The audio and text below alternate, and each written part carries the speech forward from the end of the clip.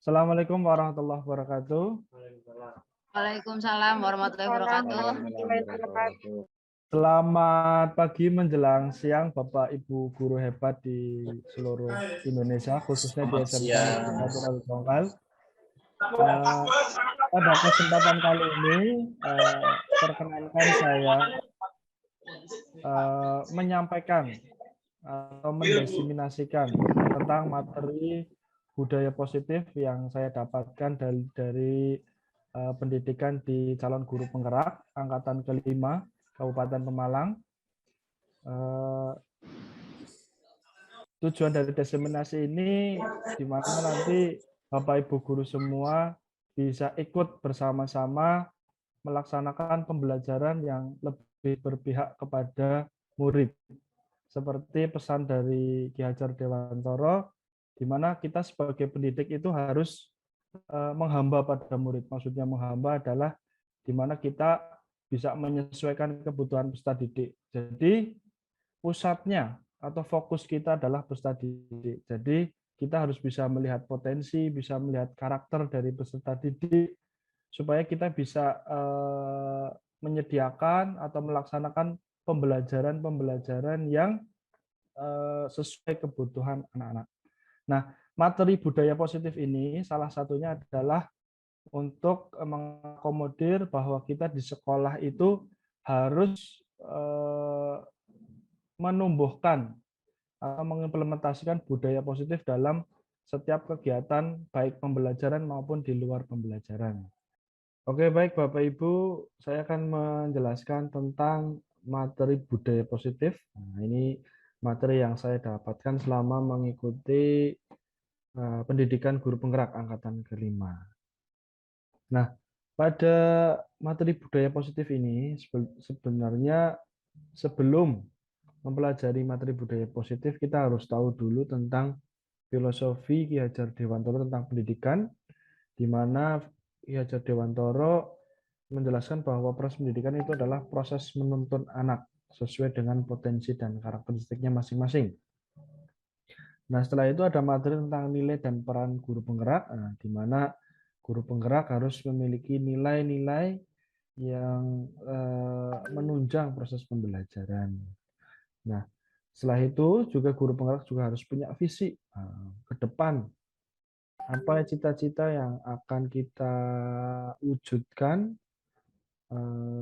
tentang pendidikan di minimal di kelas kita. Nah, yang baru kita masuk ke materi tentang budaya positif. Nah, pada materi budaya positif itu akan membahas 5 subbagian. Di antaranya adalah yang pertama, bagaimana menerapkan disiplin positif, terus mempelajari pentingnya keyakinan kelas, tentang keyakinan kelas, terus ada mempelajari 5 posisi kontrol. Nah, jadi ada 5 posisi kontrol nanti yang akan kita pelajari bersama. Selanjutnya adalah mempelajari kebutuhan dasar manusia. Nah, di mana kebutuhan dasar ini akan sangat mempengaruhi motivasi dan minat belajar siswa. Yang terakhir adalah mempelajari penanganan masalah murid dengan segitiga restitusi. Nah, itu nanti akan kita bahas bersama. Nah, di sini disiplin positif. Nah, apa itu disiplin positif? Itu merupakan pendekatan mendidik anak untuk melakukan kontrol diri dan pembentukan percaya diri. Yaitu di sini disiplin positif itu adalah pendekatan, yaitu sebuah pendekatan untuk mendidik anak supaya mereka bisa mengontrol dirinya sendiri, ya, sehingga mereka akan berdisiplin atas kemauan dan motivasi dari dalam diri atau intrinsiknya. Ya. Nah, ini ada teori kontrol. Ya, bagaimana seorang bisa merubah dari paradigma stimulus respon kepada pendekatan teori kontrol.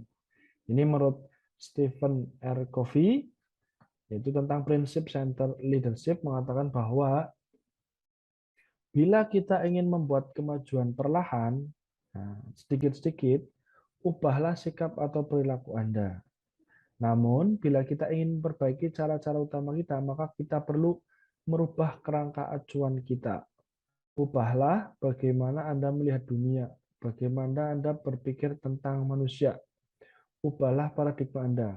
Skema pemahaman dan penjelasan aspek-aspek tertentu tentang realitas. Nah, ini dia. Ini teori kontrol dari Stephen R. Covey. Nah, ini tabel perbedaan antara stimulus respon dan teori kontrol tadi yang turunan daripada teori dari Stephen tadi. Yaitu di mana kalau pada stimulus respon, nah kita kebutuhan itu kita sama. Nah, sedangkan realitasnya kalau teori kontrol itu kebutuhan kita sebenarnya kita berbeda-beda. Jadi satu dengan yang lainnya kita memiliki kebutuhan yang berbeda-beda. Selanjutnya adalah setiap orang melihat hal yang sama. Sedangkan teori kontrol, setiap orang memiliki gambaran berbeda. Ya. Yang selanjutnya kita mencoba membuat orang agar berpandangan sama dengan kita. Tidak bisa, kita berusaha memahami pandangan orang lain tentang dunia. Ya.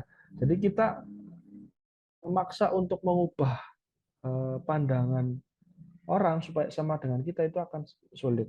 Makanya kita harus memahami pandangan lain orang tentang dunia. Nah, perilaku buruk dilihat sebagai suatu kesalahan. Nah, ini dia. Sedangkan teori kontrol mengatakan adalah semua perilaku memiliki tujuan. Bahkan perilaku-perilaku yang buruk atau tidak baik pun sebenarnya dia ada tujuan. Kenapa dia melakukan itu? Orang lain bisa mengontrol saya. Nah, sedangkan menurut teori kontrol, hanya Anda yang bisa mengontrol diri Anda. Nah, jadi sebenarnya eh, perilaku seseorang itu hanya bisa dikontrol sebenarnya oleh diri mereka sendiri. Mau atau tidaknya mereka melakukan sesuatu itu adalah datang dari dalam sendiri, dari dalam diri sendiri. Nah, stimulus respon saya mengatakan saya bisa mengontrol orang lain. Nah, sedangkan teori kontrol Anda tidak bisa mengontrol orang lain. Kita tidak bisa mengontrol orang lain. Mungkin kelihatannya kita bisa mengontrol orang lain, padahal dari dalam diri orang yang kita kontrol sebenarnya dia kehendaknya adalah dari dalam diri mereka sendiri. Dan selanjutnya adalah pemaksaan ada pada saat bujukan gagal. Nah, sedangkan menurut teori kontrol, kolaborasi dan konsensus menciptakan pilihan-pilihan baru. Jadi tidak menggunakan paksaan. Yang terakhir adalah model berpikir menang dan kalah. Sedangkan menurut teori kontrol, berpikirnya adalah menang dan menang. Nah, jadi ini adalah sedikit perbedaan stimulus respon dan teori kontrol. Di sini garis besarnya adalah semua orang itu memiliki kebutuhan yang berbeda dan setiap kesalahan itu sebenarnya ada tujuan di dalamnya. Nah, sehingga kita tidak bisa memaksa orang. Nah, yang bisa kita lakukan adalah kolaborasi dan konsensus. Nah, itu dia. Selanjutnya. Nah, disiplin. Nah, ini menurut Bapak Pendidikan kita, Ki Hajar Dewantoro menyatakan bahwa di mana ada kemerdekaan, disitulah harus ada disiplin yang kuat. Sesungguhnya, disiplin itu bersifat self-disiplin, yaitu kita sendiri yang mewajibkan kita dengan sekeras-kerasnya. Tetapi itu sama saja, sebab jikalau kita tidak cakap melakukan self-disiplin, wajiblah penguasa lain mendisiplinkan diri kita. Dan peraturan demikian itulah harus ada di dalam suasana yang merdeka. Nah, ini menurut pemikiran Ki Hajar Dewantoro. Jadi sebenarnya disiplin itu berakar atau berawal dari self-disiplin, ya, atau mendisiplinkan diri kita sendiri. Ya, nah itu. Kalau kita sudah bisa mendisiplinkan diri kita sendiri, nah itu sudah akan berjalan dengan baik. Nah, ini ada teori motivasi, hukuman, dan penghargaan. Diana Gossen dalam bukunya Structuring School Discipline menyatakan ada setidaknya 3 motivasi perilaku manusia. Yang pertama adalah menghindari ketidaknyamanan atau hukuman. Yang kedua, untuk mendapatkan imbalan atau penghargaan dari orang lain. Yang terakhir adalah untuk menjadi orang yang mereka inginkan dan menghargai diri sendiri dengan nilai-nilai yang mereka percaya. Nah, Ada 3 tingkatan motivasi. Ya. Yang terendah adalah nomor 1 itu menghindari ketidaknyamanan atau hukuman. Ya, jadi orang, nah ini kalau yang di kategori 1, orang akan disiplin itu karena dia tidak mau atau menghindari ketidaknyamanan, mungkin dengan atau hukuman. Jadi karena takut dihukum, ya, atau karena takut nanti disindir dan tidak nyaman, makanya orang itu akan disiplin. Nah, itu tingkatan disiplin yang kategori 1 ini. Nah, yang kedua untuk mendapat imbalan atau penghargaan. Ya, jadi seseorang melakukan disiplin diri, ya, melaksanakan apa kewajibannya itu, dia motivasinya adalah ingin mendapatkan imbalan atau penghargaan. Ya, jadi saya akan disiplin karena saya nanti kalau disiplin akan dapat ini, ya, mungkin akan dapat promosi jabatan dan sebagainya. Nah, itu yang kategori 2. Sedangkan yang kategori 3, nah ini dia, itu untuk menjadi orang yang mereka inginkan dan menghargai diri sendiri dengan nilai-nilai yang mereka percaya. Jadi inilah motivasi yang terbaik, yaitu motivasi yang datang dari dalam diri atau motivasi intrinsik. Ya, jadi mereka berdisiplin karena mereka meyakini nilai-nilai, karena mereka ingin menjadi orang seperti yang dipercayainya dari dalam diri. Saya ingin menjadi orang yang disiplin. Nah, itu motivasi intrinsik dari dalam diri. Nah, ini hukuman, konsekuensi, dan restitusi. Nah, ini dia. Kita akan mulai masuk ke restitusi. Restitusi apa? Restitusi adalah proses menciptakan kondisi bagi murid atau seseorang untuk memperbaiki kesalahan mereka, sehingga mereka bisa kembali pada kelompok mereka. Mereka bisa kembali kepada teman-teman mereka dengan karakter yang lebih kuat. Jadi memperkuat karakter. Restitusi juga merupakan proses kolaboratif yang mengajarkan murid untuk mencari solusi untuk masalah mereka dan membantu murid berpikir tentang orang seperti apa yang mereka inginkan dan bagaimana mereka harus memperlakukan orang lain. Ya, ini adalah tujuan daripada restitusi. Ya, jadi restitusi adalah proses di mana dilakukan untuk memperbaiki kesalahan. Jika ada murid melakukan sesuatu, nah ini restitusi ini adalah langkah untuk memperbaiki kesalahan mereka, supaya mereka bisa kembali kepada jalurnya dengan karakter yang lebih baik, lebih kuat. Nah, jadi kita bantu dengan jalan restitusi ini, supaya anak bisa mencari solusi atas masalah mereka. Dan membantu berpikir tentang orang seperti apa yang akan mereka inginkan. Nah, setelah mengatasi masalah tersebut. Ya, itu tentang restitusi. Nah, ini ada istilah tentang dihukum oleh penghargaan. Ya, kadang kita acap kali supaya murid-murid kita atau siswa-siswa kita disiplin atau mematuhi perintah kita, melaksanakan perintah kita, itu kadang kita sering menggunakan strategi dengan memberikan penghargaan. Nah, kira-kira ini dampaknya yang akan terjadi ketika kita menerapkan hal semacam itu. Karena ini adalah motivasi ekstrinsik. Jadi yang kategori 2 yang tadi. Jadi kira-kira ada 8. Nah, ini ada 8 pengaruh ketika kita melaksanakan motivasi penghargaan tadi. Yang pertama adalah pengaruhnya hanya jangka pendek dan mungkin bisa jangka panjang. Tergantung kita akan memberikan penghargaan selama apa gitu. Nah, jadi yang dimaksud dengan pengaruh jangka pendek di sini, ketika kita memberikan imbalan, nah mereka juga akan disiplin. Namun ketika kita sudah tidak memberikan imbalan kepada mereka atau penghargaan, mereka akan kemungkinan besar akan tidak disiplin lagi. Nah, itu dia. Penghargaan tidak efektif. Ya, jadi tidak efektif ya tadi karena itu adalah motivasi ekstrinsik, ya. Jadi mereka akan disiplin karena ada hal yang ingin didapatkan dari orang lain. Merusak hubungan. Nah, ini salah satu dampaknya adalah merusak hubungan. Kenapa?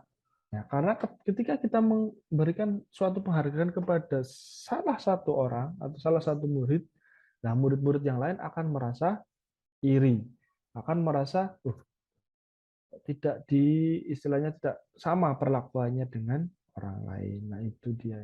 Akhirnya hubungannya akan ada kesenjangan di situ.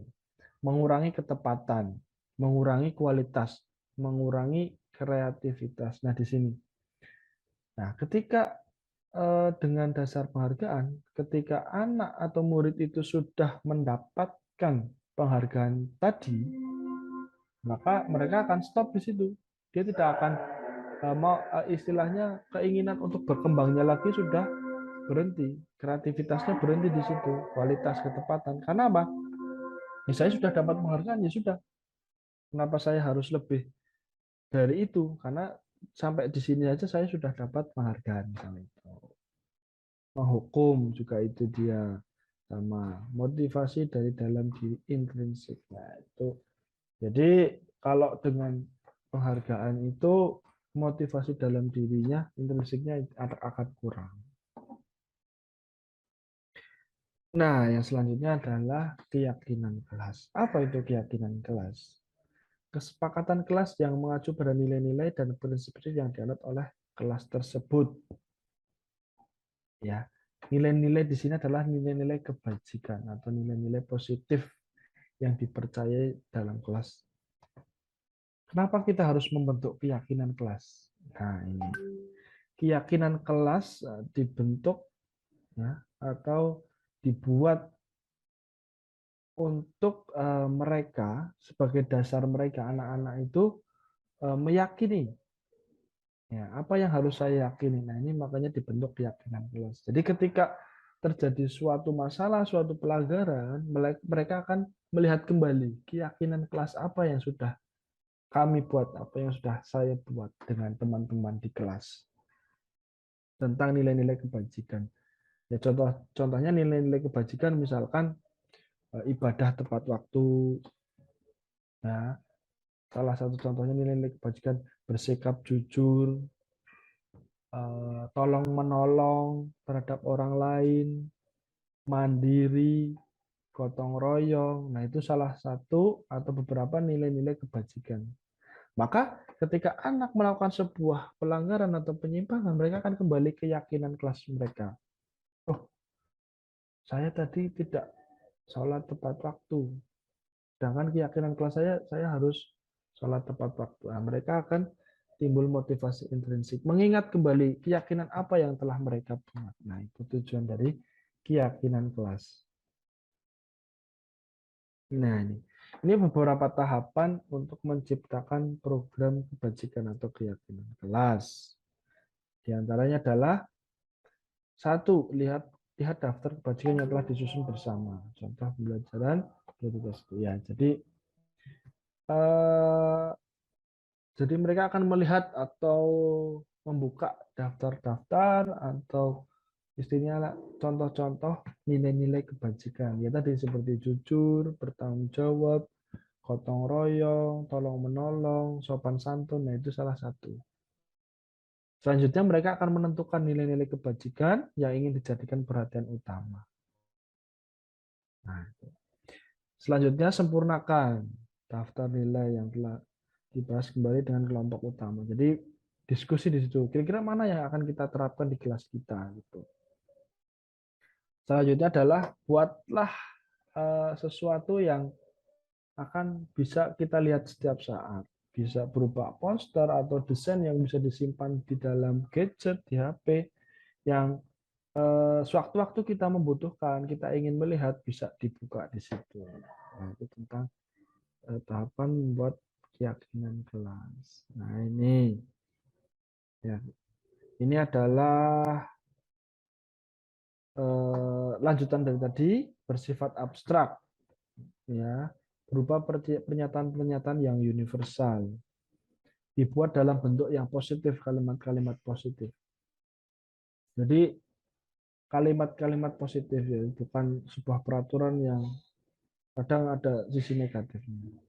Tidak terlalu banyak, nggak usah terlalu banyak. Jadi kebajikan yang universal yang kira-kira mencakup semua dan tidak terlalu banyak. Nah, bisa diterapkan di lingkungan. Selanjutnya adalah semua warga kelas hendaknya ikut berkontribusi. Jadi ketika pembentukan keyakinan kelas, seharusnya dalam satu kelas itu ikut berkontribusi supaya mereka meyakini apa yang mereka buat sendiri. Bersedia meninjau kembali. Jadi kalau misalkan suatu saat ada yang ingin ditambahkan atau dikurangi dari keyakinan mereka, bisa dilakukan. Jadi tidak bersifat saklek. Nah, ini posisi kontrol. Mungkin posisi kontrol sudah saya jelaskan.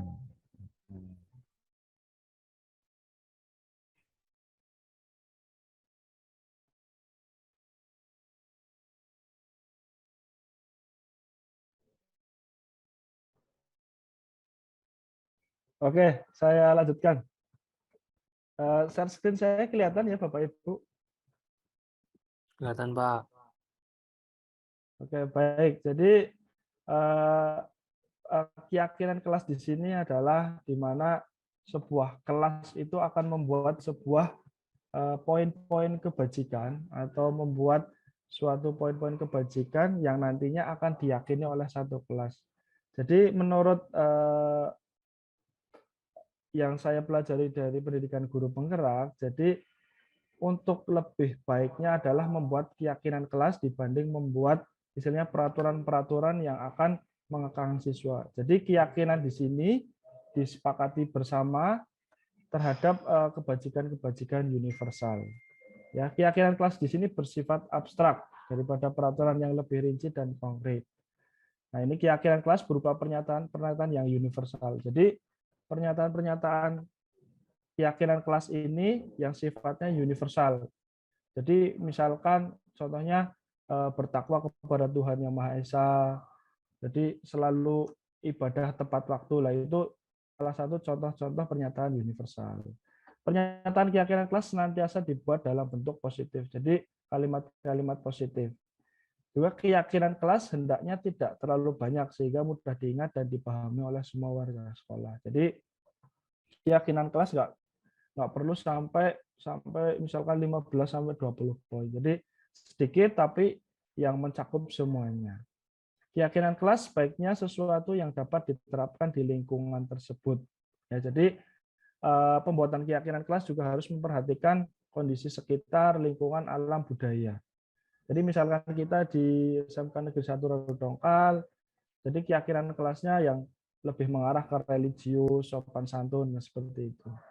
Yang selanjutnya adalah semua warga kelas hendaknya ikut berkontribusi dalam pembuatan keyakinan kelas. Jadi pembuatan keyakinan kelas ini dibuat oleh seluruh peserta didik di kelas itu,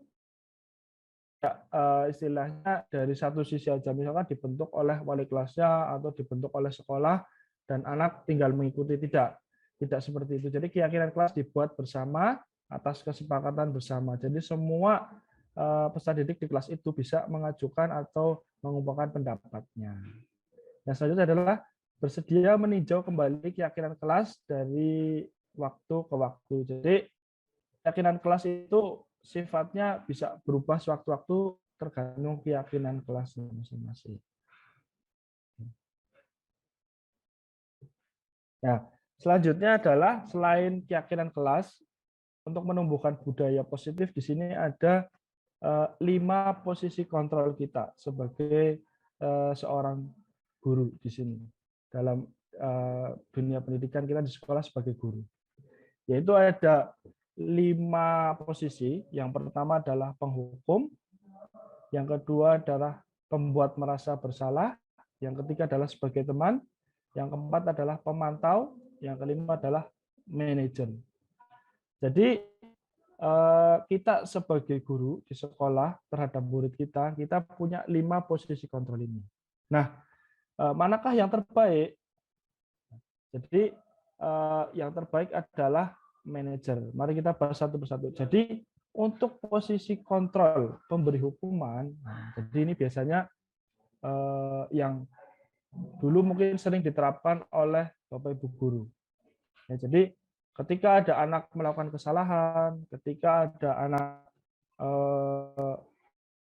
melakukan pelanggaran terhadap tata tertib, jadi di tempat langsung dihukum. Jadi anak tidak diberitahu tentang apa aturannya, apa kesalahannya, tapi langsung dihukum. Misalkan telat, langsung disuruh misalkan lari mengelilingi lapangan 10 kali. Nah, itu posisi kontrol memberi hukuman. Nah, itu akan menyebabkan efek yang kurang positif terhadap anak. Ya, selanjutnya adalah membuat merasa bersalah. Nah, biasanya ini sering dilakukan oleh Bapak Ibu guru, khususnya mungkin dalam hal ini adalah ibu-ibu guru biasanya. Karena kadang perkataannya membuat anak itu merasa bersalah.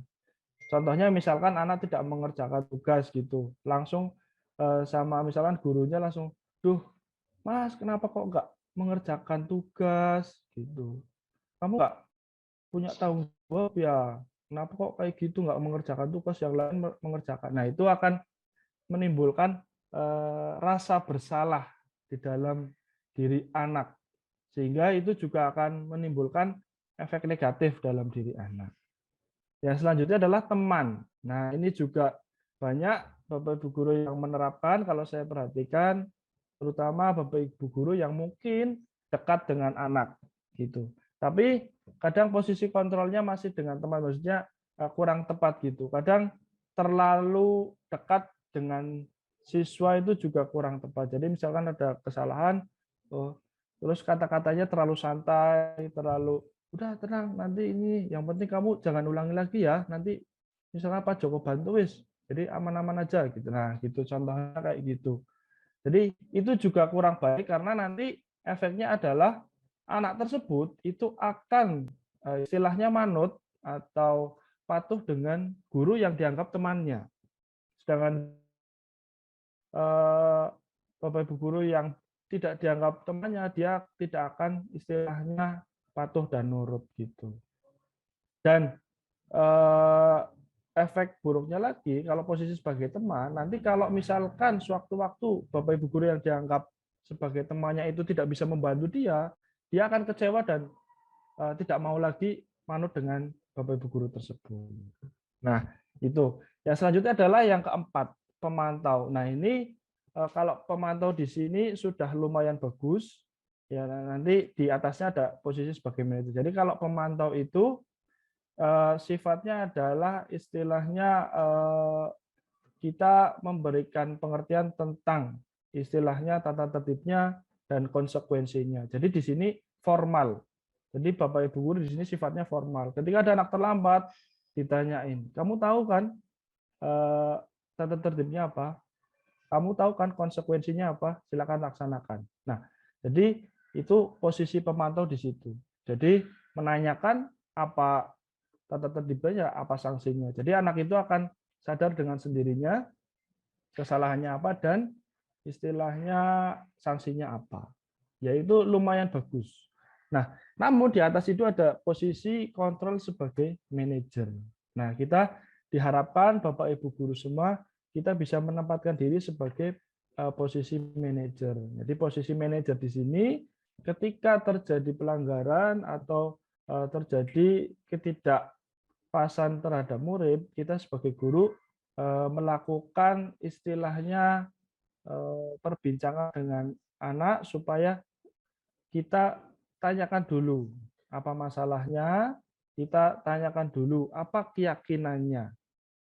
Jadi kita posisinya adalah mendampingi anak tersebut supaya bisa menemukan solusi pemecahan dari masalah.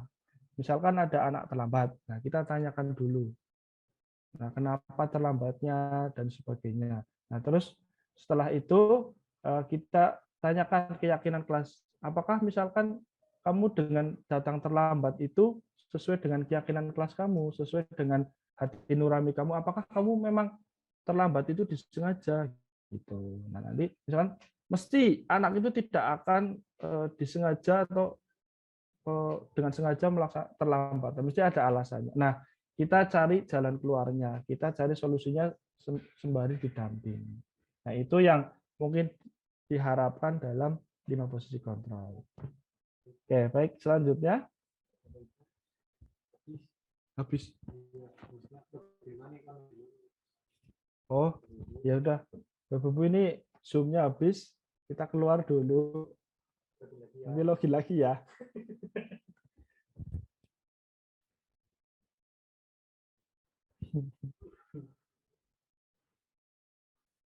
Baik, Bapak Ibu, saya lanjutkan. Jadi yang selanjutnya adalah kebutuhan dasar. Ya, jadi kita dalam mengelola peserta didik atau murid kita harus bisa memahami kebutuhan dasar dari seorang murid. Ya, di sini ada 5 kebutuhan dasar. Yang pertama adalah bertahan hidup. Ya, jadi memang semua orang itu memiliki kebutuhan dasar untuk bertahan hidup. Ya. Yang kedua adalah kasih sayang dan rasa diterima. Jadi semua orang pengen disayangi, pengen diterima di lingkungannya. Jadi Bapak Ibu guru dalam melaksanakan pembelajaran atau di sekolah itu harus bisa memberikan kasih sayang dan harus bisa memberikan kesempatan kepada semua murid untuk mengaktualisasikan dirinya. Jadi murid-murid akan merasa diterima. Yang selanjutnya adalah penguasaan. Nah, di sini salah satu bentuk dari kebutuhan dasar penguasaan adalah di mana peserta didik punya kesempatan atau punya peluang untuk menentukan istilahnya pergerakannya, ya, keinginannya. Jadi kita harus bisa mengakomodir keinginan peserta didik. Kebebasan. Nah, di sini jadi kita tidak boleh terlalu mengekang anak akan kebebasan. Jadi harus bisa memberikan istilah opsi-opsi atau kegiatan-kegiatan yang bisa disenangi oleh anak-anak. Yang terakhir adalah kesenangan. Nah, ini juga kesenangan. Jadi semua orang mesti pengen atau butuh yang namanya kesenangan atau hiburan. Jadi kita dalam melaksanakan pembelajaran juga tidak boleh istilahnya full, istilahnya materi full sepaneng. Jadi harus ada sesekali ice breaking, harus ada sesekali melaksanakan kegiatan-kegiatan yang merefresh atau memberikan kesenangan kepada didik. Itu adalah kebutuhan dasar, 5 kebutuhan dasar. Nah, yang selanjutnya adalah ini segitiga restitusi. Nah, di mana segitiga restitusi ini adalah teknik ya, penanganan siswa atau murid yang terjadi misalkan melakukan perbuatan yang kesalahan lah. Nah, itu kita bisa menangani anak dengan segitiga restitusi. Nah, ini saya ada sedikit video. Nah, nanti bisa kita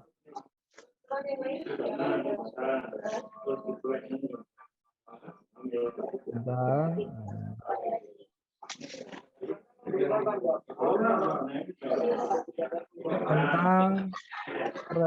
segitiga restitusi.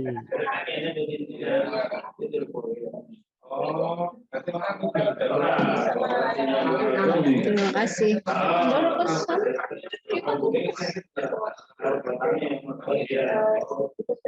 Foto emosi di sini mau pores sih.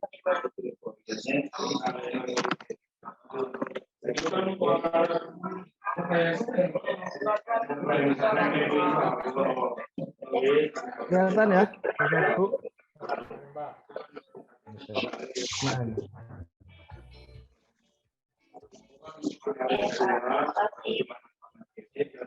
apakah ada suaranya? Ada.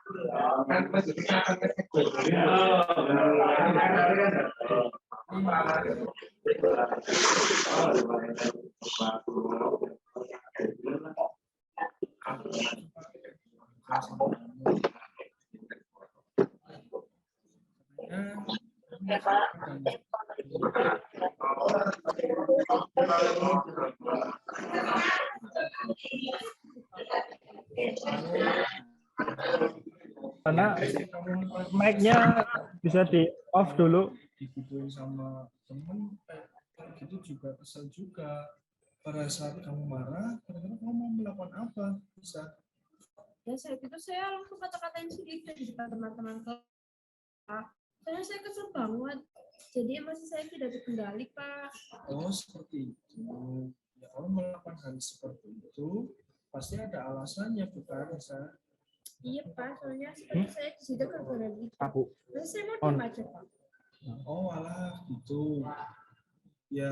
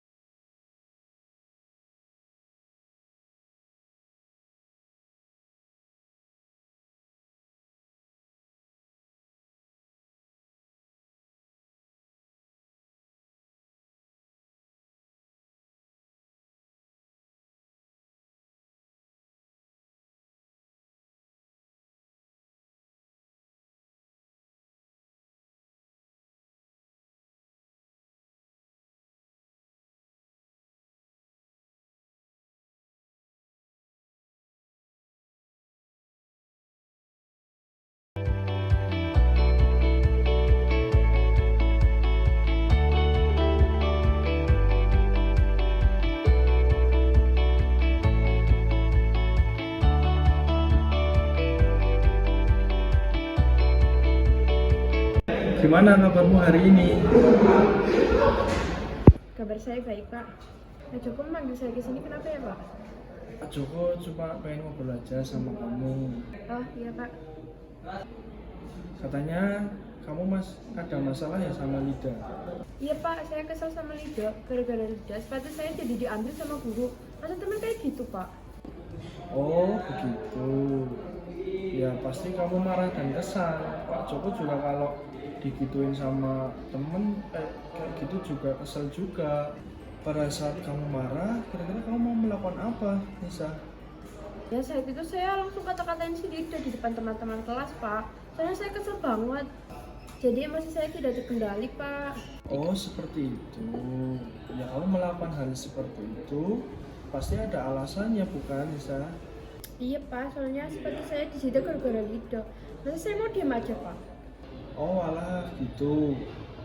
Ya, kalau jadi kamu, Pak Joko juga pasti marah. Untungnya kamu tidak bertindak lebih jauh lagi ya, Nisa. Iya, Pak. Untungnya saya masih bisa bersabar. Soalnya pada saat itu saya emosi banget sih, Pak.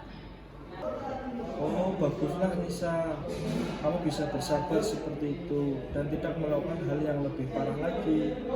Iya, Pak. Nah, sekarang Nisa, apa yang kamu lakukan itu terhadap Lida dengan ngata-ngatain Lida, apakah itu sesuai dengan keyakinan kelas kamu? Apakah sesuai dengan prinsip kamu? Ya enggak lah, Pak. Sebenarnya saya juga nggak pengen seperti itu. Cuma pada saat itu saya cuma terbawa emosi doang loh, Pak. Jadi, kira-kira prinsip mana yang tidak sesuai yang telah kamu lakukan, yang tidak sesuai dengan perbuatan yang kamu lakukan, Nisa? Ya sebenarnya saya juga bukan pemarah, Pak. Saya juga nggak mau ngata-ngatain orang kayak gitu, Pak. Saya juga ingin menghormati orang lain, Pak. Mungkin saat itu saya lagi emosi, Pak. Jadi saya tidak menunjukkan sikap menghormati orang lain.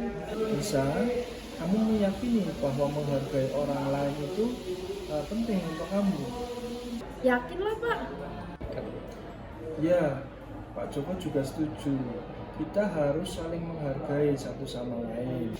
Selain itu, ada keyakinan yang harus kita jalankan saat kita sedang marah, bukan? Ya saya bisa lebih sabar lagi, Pak, dan lebih introspeksi diri lagi supaya nggak lepas emosi kayak tadi.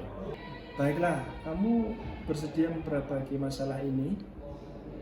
Bersedia, Pak.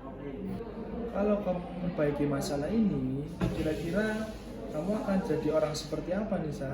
Ya mungkin saya akan menjadi orang yang lebih penyabar kali ya, Pak, dan mengatasi masalah tanpa emosi terlebih dahulu.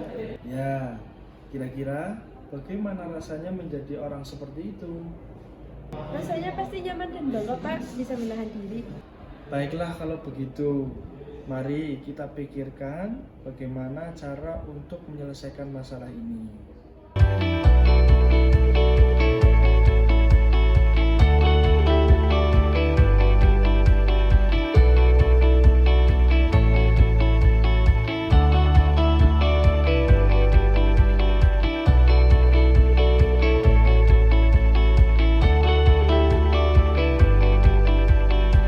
Demikianlah video tentang segitiga restitusi pada penanganan konflik. Jadi tujuan restitusi di sini adalah bisa menyelesaikan masalah dari murid sehingga mereka bisa kembali ke kelompok mereka dan bisa kembali dengan karakter yang lebih kuat. Terima kasih, semoga videonya bermanfaat. Salam. Oke, baik Bapak Ibu. Mungkin suaranya agak kurang terdengar jelas. Nanti Bapak Ibu bisa, nanti saya share linknya, bisa melihat video di channel YouTube saya. Itu adalah salah satu contoh penerapan segitiga restitusi dalam penerapan segitiga restitusi dalam menghadapi siswa yang bermasalah. Share screen lagi, saya lanjutkan. Ya, jadi di sini ada 3 langkah segitiga restitusi, yaitu ada menstabilkan identitas, validasi tindakan yang salah, dan menanyakan keyakinan kelas. Jadi kasus yang tadi, di mana Nisa ada masalah dengan Lida, karena Lida melaporkan kepada guru bahwa si Nisa menggunakan sepatu yang tidak standar atau berwarna gitu. Akhirnya sepatunya Nisa disita oleh guru. Nah, di sini sebagai guru, ketika kita akan menghadapi siswa yang bermasalah seperti itu, nah langkah yang pertama adalah menstabilkan identitas. Menstabilkan identitas di sini, jadi kita mengembalikan dalam kasus ini si Nisa itu kepada posisi yang stabil. Jadi jangan memposisikan anak itu sebagai seorang yang bersalah. Jadi kita stabilkan dengan menanyakan tentang apa yang telah terjadi, terus intinya mengatakan bahwa melakukan kegiatan atau kesalahan itu biasanya dilakukan dengan adanya tujuan gitu. Sebenarnya anak ini tidak ingin melakukan hal seperti itu, cuma karena emosi dan sebagainya terjadilah misalkan ribut dan seperti itu. Akhirnya kita stabilkan identitasnya supaya anak itu tenang terlebih dahulu. Ya, sudah tenang, akhirnya menceritakan apa adanya, menceritakan dengan istilahnya jujur kepada guru. Nah, yang selanjutnya adalah validasi tindakan yang salah.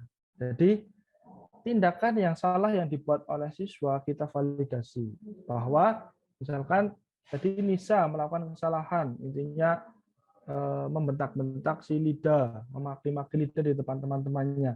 Itu memang dipahamkan, memang perbuatan yang kurang tepat, namun divalidasi bahwa melakukan tindakan itu sebenarnya nggak apa-apa.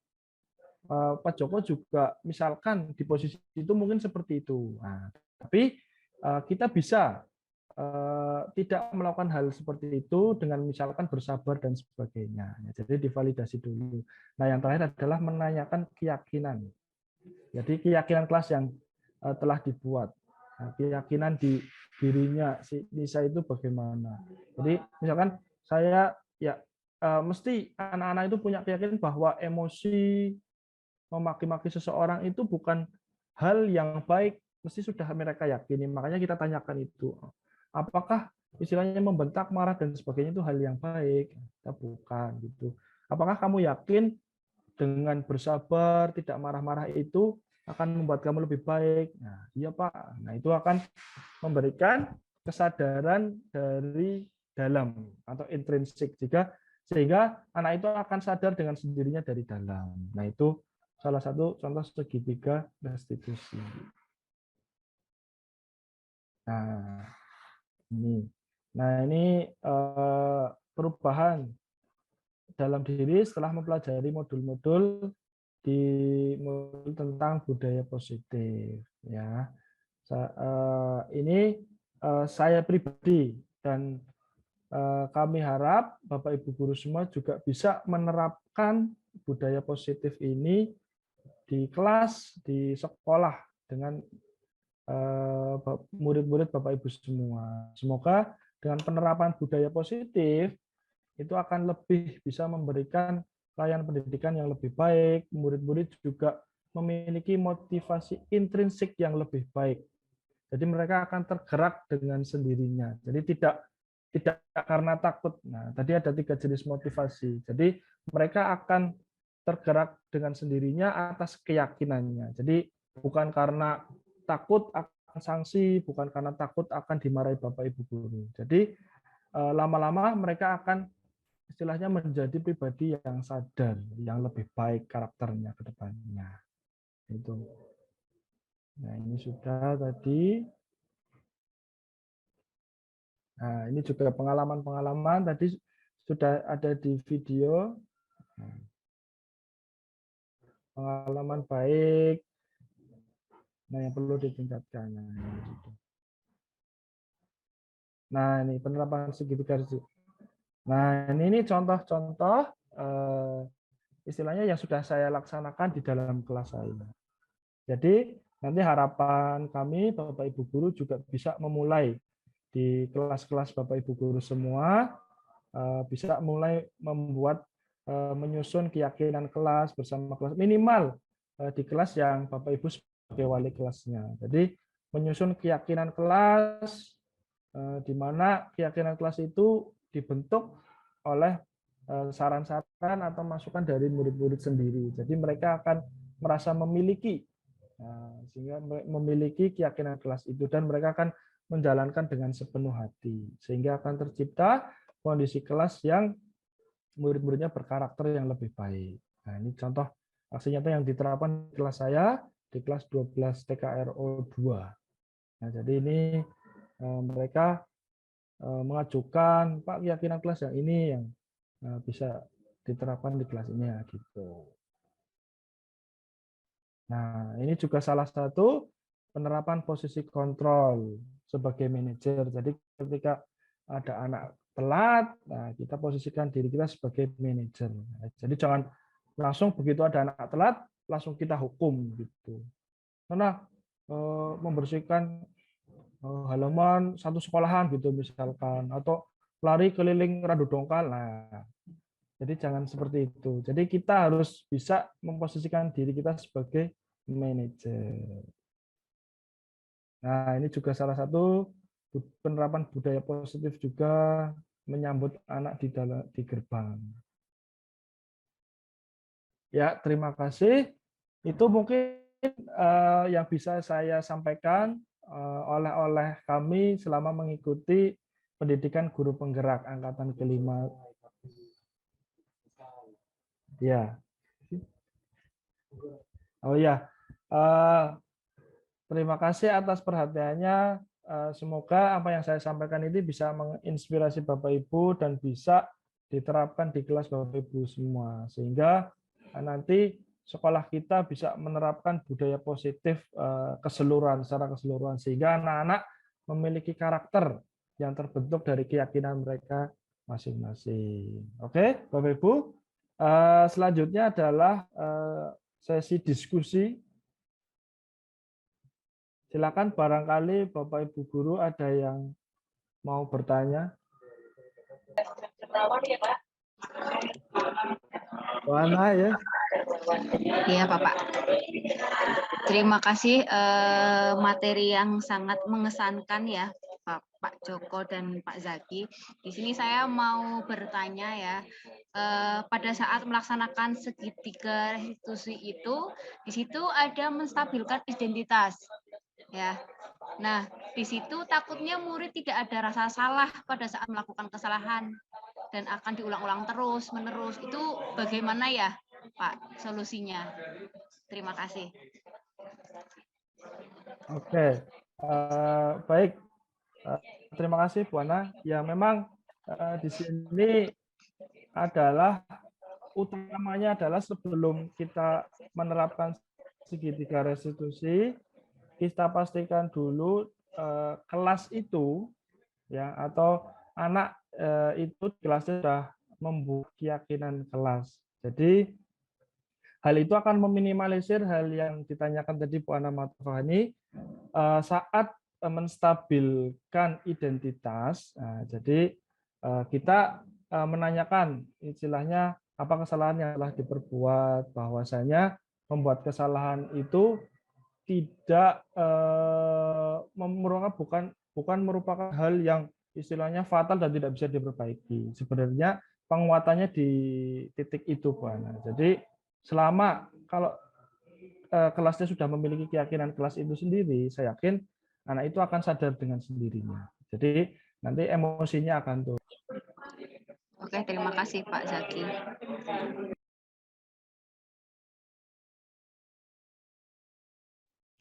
Oke, monggo Bapak Ibu guru yang lain, barangkali ada yang mau bertanya. Terima kasih Monggo. atas sambutannya. Izin Oh iya, tanya dengan Pak Joko ataupun Pak Zaki. ya, monggo Pak Ibnu. Pada saat kita menghadapi permasalahan murid khususnya di SMK, apakah posisi kontrol sebagai pemantau tidak boleh digunakan? Kemudian apakah selalu harus menggunakan posisi kontrol sebagai manajer? Jadi yang mantau itu nggak boleh jadi manajer, nggak bisa jadi kontrolnya, tapi memang harus ada satu manajer sebagai kontrolnya. Terima kasih. Baik. Terima kasih Pak Ibnu Ihsanuddin. Nah, pertanyaan yang sangat luar biasa dari Pak Ibnu ini, khususnya Pak Ibnu mengajar di akuntansi ya ini Pak Ibnu ya. Baik, saya coba jawab, nanti bisa ditambahkan oleh Pak Zaki. Jadi pertanyaannya adalah apakah kita sebagai seorang guru harus selalu menerapkan posisi kontrol sebagai manajer? Apakah posisi kontrol sebagai pemantau tidak boleh? Nah, kalau menurut saya Pak Ibnu, jadi posisi kontrol sebagai pemantau juga itu sudah lumayan baik Pak, lumayan baik. Jadi di sini kita sifatnya hanya menanyakan. Nah, kalau sebagai pemantau ya, menanyakan istilahnya tata tertibnya apa, konsekuensinya apa. Jadi hubungan antara guru dengan murid hanya istilahnya formal gitu. Jadi ketika ada anak melakukan kesalahan, ditanyakan apa tata tertibnya dan apa konsekuensinya, silakan dilaksanakan. Ya. Jadi kalau menurut saya bisa, boleh untuk diterapkan. Nah, namun alangkah baiknya kita lebih menerapkan posisi kita sebagai manajer. Nah, karena itu akan lebih menumbuhkan istilahnya motivasi intrinsik atau kesadaran dari dalam diri supaya anak itu kedepannya tidak melakukan kesalahan, tapi itu kesadaran dari dalam diri, tidak karena peraturan dan sebagainya. Karena kalau peraturan dan sebagainya, ketika tidak ada peraturan itu, dia akan melanggar. Nah, sedangkan kalau sudah menjadi keyakinan kesadaran dengan posisi manajer tadi, anak itu akan tertib apapun keadaannya. Mungkin itu. Berarti terima kasih. Intinya berarti kalau ketika sebagai manajer itu kita akan lebih dijadikan contoh ketimbang daripada tadi sebagai posisi kontrolnya itu adalah sebagai pemantau. Karena kalau pemantau istilahnya tanggung atau enggak Pak Joko ataupun Pak Zaki ya. Ya, monggo Pak Hasbi itu. Terima kasih Pak Joko.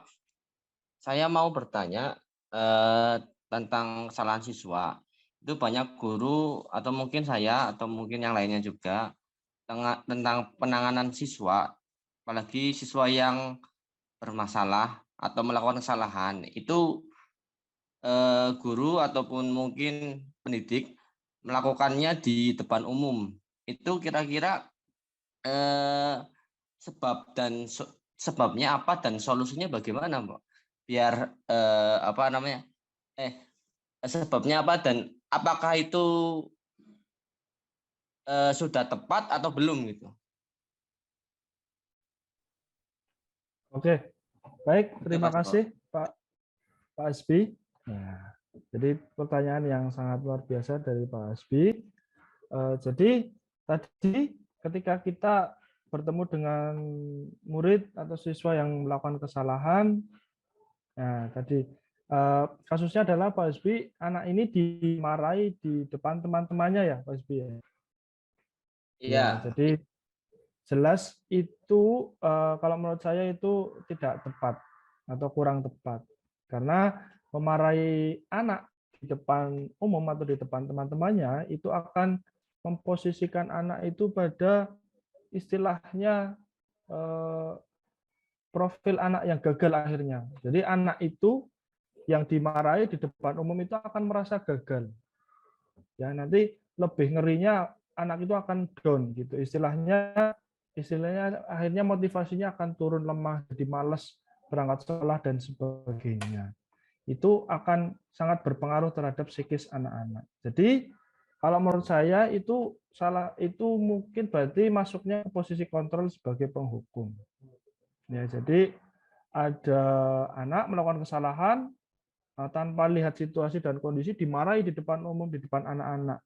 Nah, itu sangat kurang tepat menurut saya. Jadi alangkah baiknya ketika terjadi kesalahan seperti itu, ya kita istilahnya panggil aja lah ke ruang yang lebih istilahnya tertutup, tidak di depan umum. Nah, tadi kita posisikan diri kita sebagai manajer, minimal sebagai pemantau. Ya, jadi kita tanyakan istilahnya tata tertibnya, konsekuensinya apa.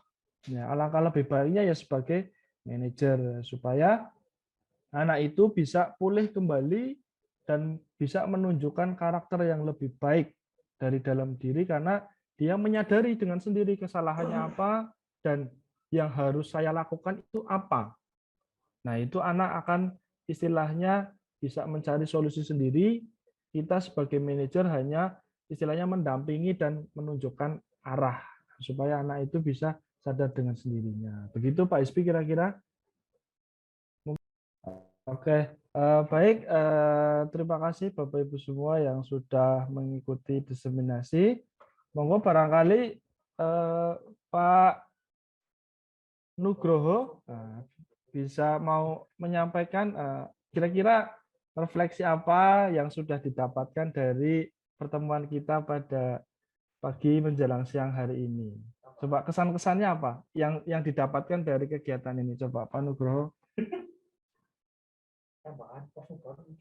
Iya. Atau ada yang mau menambahkan? Yang lain mungkin Pak Sobar atau Pak Zidni atau Bu Ayun, barangkali ada yang mau disampaikan terkait kegiatan diseminasi, karena waktu menunjukkan sebentar lagi kita akan selesai dalam 6 menit lagi. Ya, gimana Pak Nugroho? Oke, ya, baik.